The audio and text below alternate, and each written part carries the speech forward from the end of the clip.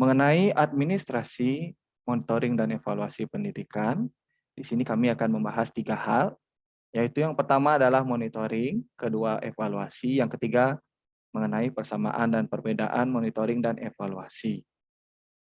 Adapun di dalam monitoring ini kita akan menjelaskan mengenai konsep monitoring, tujuan monitoring, karakteristik monitoring, kemudian tipe monitoring, metode monitoring, dan yang terakhir adalah prosedur monitoring. Lalu mengenai evaluasi, kita akan membahas beberapa poin, yaitu konsep evaluasi, tujuan evaluasi, fungsi evaluasi, karakter evaluasi, dan yang terakhir adalah prinsip evaluasi. Mengenai monitoring akan dijelaskan oleh teman saya, yaitu Putu Diantika. Waktu dan tempat saya persilahkan. Baik, terima kasih moderator atas waktunya. Om Swastiastu, yang terhormat Bapak dosen dan rekan-rekan sekalian yang berbahagia. Jadi mohon izin saya presentasikan materi tugas administrasi pendidikan mengenai monitoring dan evaluasi.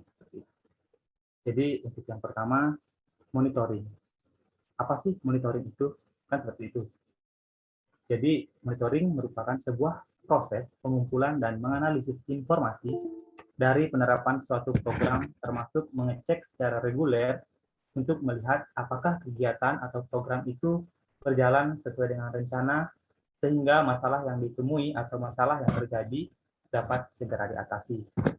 Nah, secara prinsip, monitoring adalah suatu kegiatan yang bertujuan untuk memberikan sebab akibat, informasi sebab akibat dari suatu program, kegiatan, atau kebijakan yang sedang dilaksanakan. Nah, kapan sebaiknya monitoring ini dilakukan? Monitoring dilakukan ketika sebuah kegiatan atau kebijakan sedang diimplementasikan seperti itu. Nah, monitoring ini diperlukan agar kesalahan awal dapat segera diketahui dan dapat dilakukan tindakan perbaikan sehingga mengurangi risiko yang lebih besar. Itu. Nah, kira-kira seperti itu definisi dari monitoring itu sendiri. Selanjutnya, yakni ke tujuan monitoring.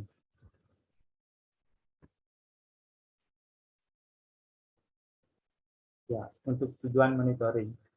Tujuan utama monitoring dalam sebuah penyelenggara pendidikan adalah untuk menunjukkan informasi tentang pelaksanaan program atau kegiatan sebagai umpan balik bagi pelaksanaan kegiatan tersebut. Sebagai contoh, pada bagian akademik itu dapat digunakan untuk mengawasi penggunaan dan pendistribusian buku-buku pelajaran dan hal-hal lain sebagainya. Nah, selain tujuan utama monitoring ini, monitoring juga memiliki tujuan khusus, yakni dibagi menjadi 3 tujuan. Yaitu yang pertama adalah untuk menjaga agar program, kebijakan, atau kegiatan yang sedang diimplementasikan sesuai dengan tujuan dan sasaran. Nah, dan yang kedua, untuk menemukan kesalahan pelaksanaan kebijakan, program, dan kegiatan sedini mungkin sehingga mengurangi risiko yang lebih besar seperti itu. Dan yang ketiga adalah untuk melakukan tindakan modifikasi terhadap kebijakan apabila hasil monitoring mengharuskan untuk hal itu dilakukan. Itu. Nah, kira-kira demikianlah tujuan dari pelaksanaan monitoring. Nah, yang selanjutnya kita ke karakteristik monitoring. Nah, seperti administrasi lainnya yang memiliki karakteristik, di sini monitoring juga memiliki karakteristik. Di antaranya, yakni yang pertama, monitoring yang baik dilakukan secara berkelanjutan, melibatkan instansi terkait dan fokus pada perkembangan pencapaian tujuan. Dan yang kedua, melihat perkembangan program dan kerjasama tim dalam memiliki fungsi yang sangat penting dalam pengambilan keputusan dan kebijakan, pembelajaran, dan sebagai bahan evaluasi nantinya. Itu. Nah, dan yang ketiga adalah monitoring yang baik tergantung pada kualitas perencanaan. Jadi, apabila kualitas perencanaan baik, proses administrasi atau monitoring sendiri Asung Karel akan berjalan dengan baik pula. Dan yang terakhir adalah monitoring yang baik menuntut kunjungan secara berskala, didukung dengan analisis, perkembangan, dan laporan. Jadi karakteristik monitoring di sini terbagi menjadi 4 bagian ya, seperti yang telah saya sebutkan tadi. Gitu. Sekarang kita lanjut ke tipe monitoring.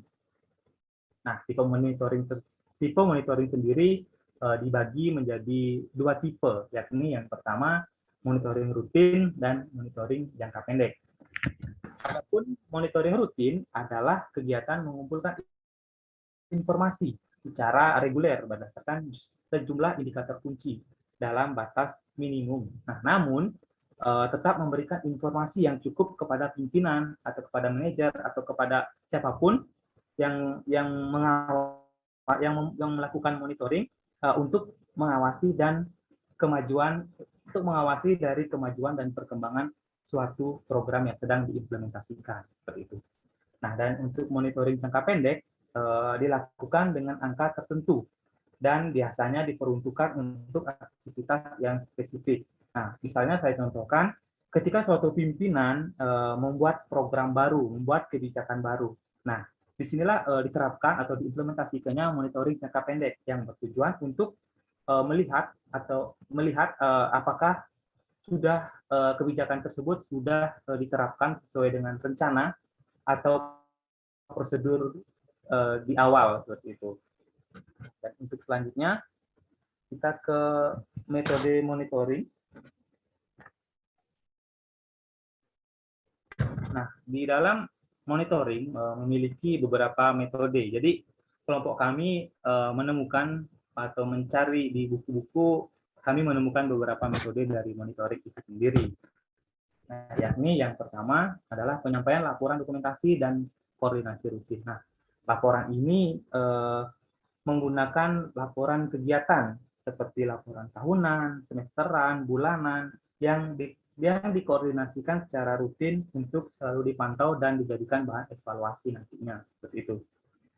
Dan yang kedua adalah pengamatan kerja sehari-hari melalui kunjungan yang mendadak. Yang ketiga adalah asesmen eksternal. Yang keempat adalah wawancara. Nah, wawancara di sini dengan menanyakan berbagai aspek yang berhubungan dengan berhubungan dengan implementasi dari kebijakan kepada para narasumber. Itu. Dan yang selanjutnya adalah diskusi kelompok. Nah, diskusi kelompok yakni mengadakan pertemuan atau diskusi dengan para narasumber misalnya untuk mendapatkan informasi yang komprehensif dan valid. Untuk yang selanjutnya adalah kunjungan laporan berkala. Nah, sejauh mana program yang sedang dilaksanakan atau diimplementasikan ini berjalan sesuai dengan on the track. Terus selanjutnya adalah survei pengumpulan data dan perbincangan kondisi sebelum dan sesudah intervensi. Baik, demikian presentasi dari saya. Untuk pembahasan dari materi selanjutnya akan dilanjutkan oleh rekan saya, Putu Gede Kanta Jaya Nugraha. Kepada Putu Gede Kanta, saya persilakan. Terima kasih.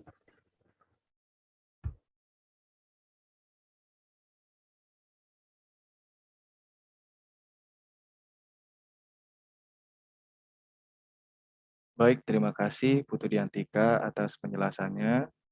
Nah, di sini saya ingin melanjutkan apa yang dijelaskan oleh Putu Diantika, yaitu mengenai prosedur monitoring. Nah, di sini monitoring ini dapat dilakukan kapan saja, baik secara formal maupun informal, yang dilakukan secara berkala dan berkesinambungan. Monitoring merupakan kegiatan yang terintegrasi dalam keseluruhan tahapan manajemen pembinaan. Minimal monitoring itu dilakukan pada saat proses penyusunan rencana. Nah, di sini secara prosedur terdapat ada 4 yang bisa dilakukan. Yang pertama, yaitu pastikan pelaksana monitoring telah membaca, mengerti, dan memahami rencana strategi dan rencana kerja tahunan organisasi. Yang kedua, yaitu pastikan bahwa pelaksanaan monitoring pembinaan telah membaca, mengerti, memahami panduan pembinaan. Nah, di sini Pak Pelaksana itu harus kembali untuk memahami bagaimana panduan yang sudah disediakan. Kemudian yang ketiga, yaitu susunlah kerangka acuan pelaksanaan monitoring dan terapkan dengan hasil yang diharapkan. Yang terakhir, lakukan kunjungan berkala. Berarti untuk secara prosedur eh, kita harus melakukan kunjungan, bukan hanya sekali tapi ya berkali-kali secara berkala. Nah, kemudian saya lanjutkan.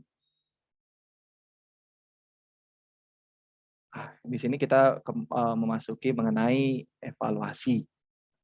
Nah, di sini evaluasi adalah suatu pengumpulan data dan menganalisis informasi tentang efektivitas yang didapat dari suatu tahap atau keseluruhan program. Nah, di sini evaluasi juga termasuk menilai pencapaian program dan mendeteksi serta menyelesaikan masalah dan merencanakan kegiatan yang akan datang. Nah, di sini juga evaluasi merupakan kegiatan pengumpulan kenyataan mengenai proses pembelajaran secara sistematis. Nah, untuk menetapkan apakah terjadi perubahan terhadap peserta didik dan sejauh apakah perubahan tersebut mempengaruhi kehidupan si peserta didik. Nah, demikian untuk bagaimana tentang konsep evaluasi dan kita lanjutkan kepada tujuan evaluasi. Nah, jadi kita sebelum masuk kepada tujuan utama evaluasi itu kita membahas tentang 4 ini, yaitu tentang tujuan penilaian yang hendaknya diarahkan. Yang pertama adalah tentang penelusuran atau keeping track. Nah, di sini keeping track ini untuk menelusuri proses pembelajaran anak didik tetap sesuai dengan rencana awal. Nah, kemudian yang kedua adalah pengecekan atau check it up. Di sini apakah terdapat kelemahan-kelemahan dalam pembelajaran yang dialami oleh peserta didik. Yang ketiga yaitu mengenai finding out atau pencarian. Nah, di sini finding out tersebut bertujuan untuk mencari dan menemukan faktor-faktor yang menyebabkan terjadinya kelemahan dan kesalahan pada proses pembelajaran. Yang terakhir yaitu penyimpulan atau summing up. Nah, summing up ini bertujuan untuk menyimpulkan apakah siswa telah menguasai semua kompetensi yang telah ditetapkan dalam kurikulum atau belum. Kesimpulan guru dituang ke dalam raport sebagai hasil kemajuan hasil belajar siswa kepada orang tua, sekolah, atau pihak-pihak yang terkait lainnya. Nah, setelah kita mengenal mengenai tujuan penilaian ini, kita memasuki tentang tujuan evaluasi yang sebenarnya. Nah, tujuan evaluasi ini adalah untuk mendapatkan gambaran tentang pencapaian belajar, meliputi kelebihan dan kelemahan dari peserta didik tersebut dalam suatu periode tertentu. Mengetahui posisi siswa dalam kelompoknya, kemudian mengetahui efektivitas dan efisien komponen pembelajaran yang digunakan oleh pengajar, kemudian menentukan model tindak lanjut yang dibutuhkan, yang terakhir memberikan laporan kepada pihak-pihak yang terkait. Nah, begitu adalah tujuan dari evaluasi. Kemudian akan dilanjutkan dengan fungsi evaluasi. Sama seperti tujuan yang sudah disebutkan, fungsi ini ada 4. Yang pertama, fungsi motivasi. Yang kedua, fungsi belajar tuntas. Yang ketiga, fungsi sebagai indikator efektivitas pengajaran. Yang terakhir adalah fungsi sebagai umpan balik. Nah, di sini kita bahas dari awal, yaitu mengenai fungsi motivasi. Nah, fungsi motivasi ini adalah sebuah segala bentuk latihan, tugas, dan ulangan yang harus direncanakan sedemikian rupa oleh guru sehingga siswa terdorong untuk belajar dan menjadikan kegiatan itu sebagai kebutuhan. Nah, itu untuk fungsi motivasi. Yang kedua adalah fungsi belajar tuntas. Ketuntasan belajar harus menjadi fokus dalam perancangan materi yang harus dicakup setiap kali guru melakukan penilaian. Nah, rencana penilaian ini harus disusun sesuai dengan target kemampuan yang harus diakui siswa pada setiap semester dan kelas sesuai dengan daftar kemampuan yang telah ditetapkan. Nah, yang barusan adalah fungsi belajar tuntas. Yang ketiga adalah fungsi sebagai indikator efektivitas pengajaran. Nah, yang ketiga ini mengenai penilaian kelas dapat digunakan untuk melihat seberapa jauh proses belajar mengajar telah berhasil dilakukan.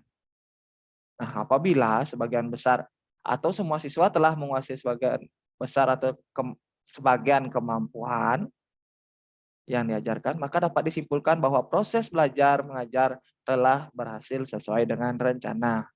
Nah, begitu juga sebaliknya. Kemudian yang terakhir, mengenai fungsi umpan balik. Nah, fungsi umpan balik ini adalah hasil penilaian yang sangat bermanfaat bagi siswa agar siswa mengetahui kelemahannya masing-masing di dalam mencapai kemampuan yang diharapkan. Nah, analisis hasil penilaian juga bermanfaat bagi guru untuk melihat hal-hal apa saja yang perlu diperhatikan secara serius dalam proses belajar mengajar. Nah, demikian untuk 4 fungsi evaluasi yang saya jelaskan. Untuk penjelasan selanjutnya akan dilanjutkan oleh Putu Budo Dharma Laksana. Untuk waktu dan tempat saya persilahkan.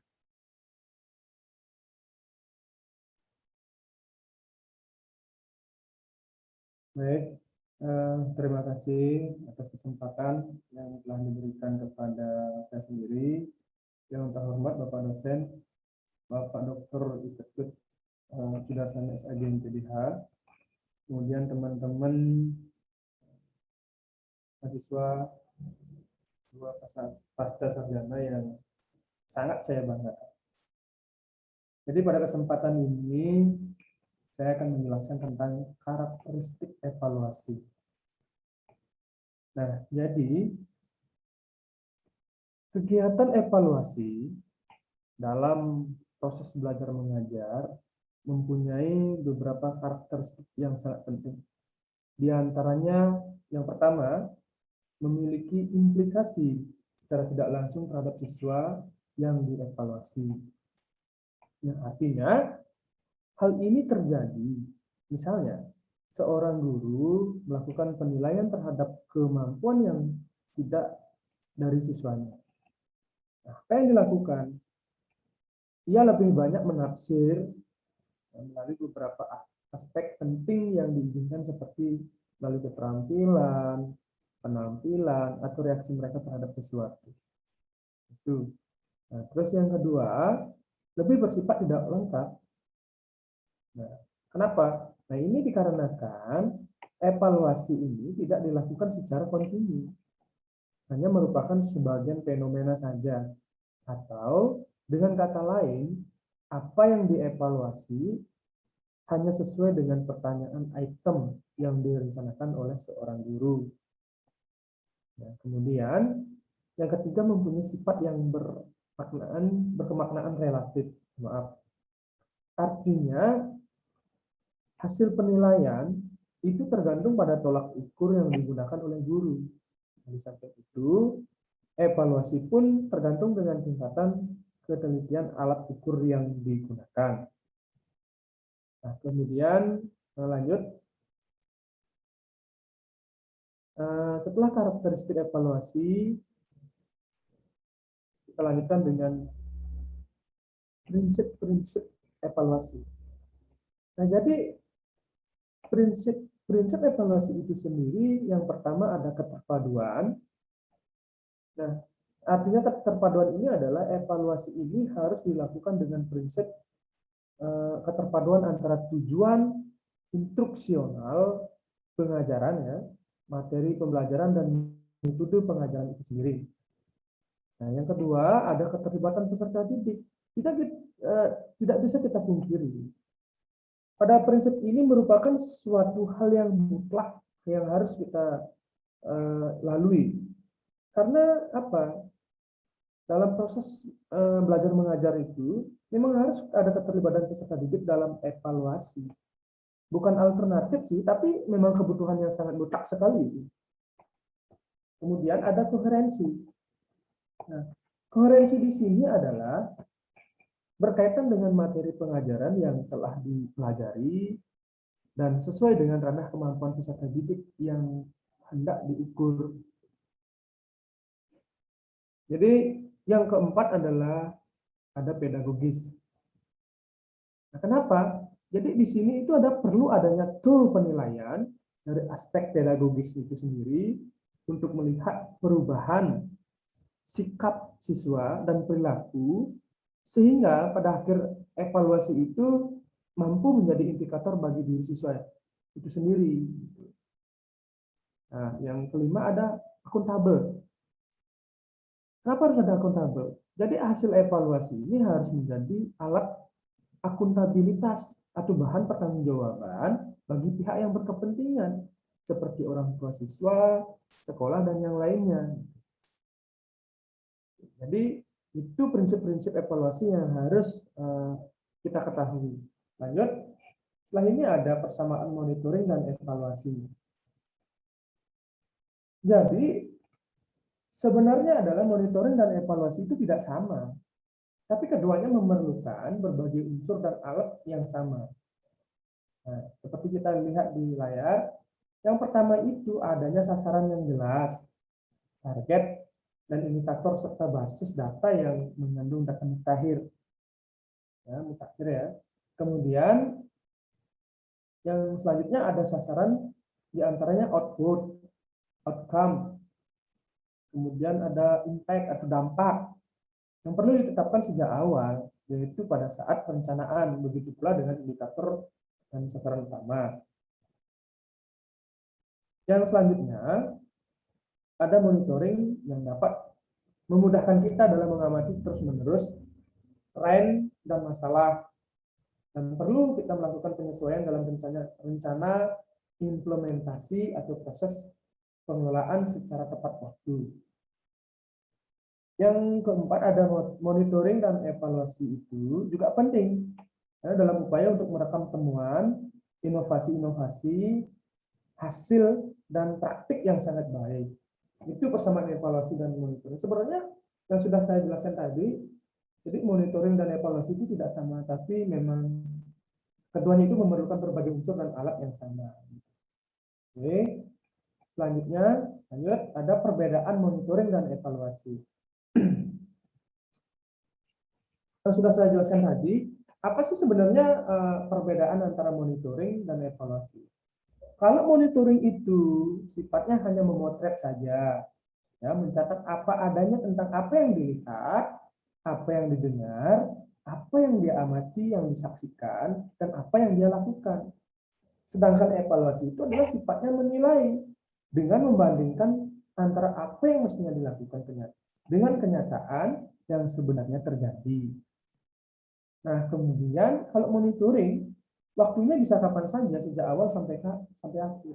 Namun kalau evaluasi itu sendiri, waktunya harus ditentukan setelah kegiatan diperkirakan telah menghasilkan sesuai target yang telah ditentukan. Nah, selanjutnya, kalau monitoring itu kriteria tenaga tidak memerlukan syarat khusus, namun tetap harus mengikuti coaching pemahaman, mengikuti pemahaman lah seperti itu. Kemudian kalau evaluasi itu perlu syarat tertentu. Kenapa? Karena harus itu menguasai kompetensi sesuai dengan apa yang akan disurvei nanti atau yang akan dievaluasi nanti.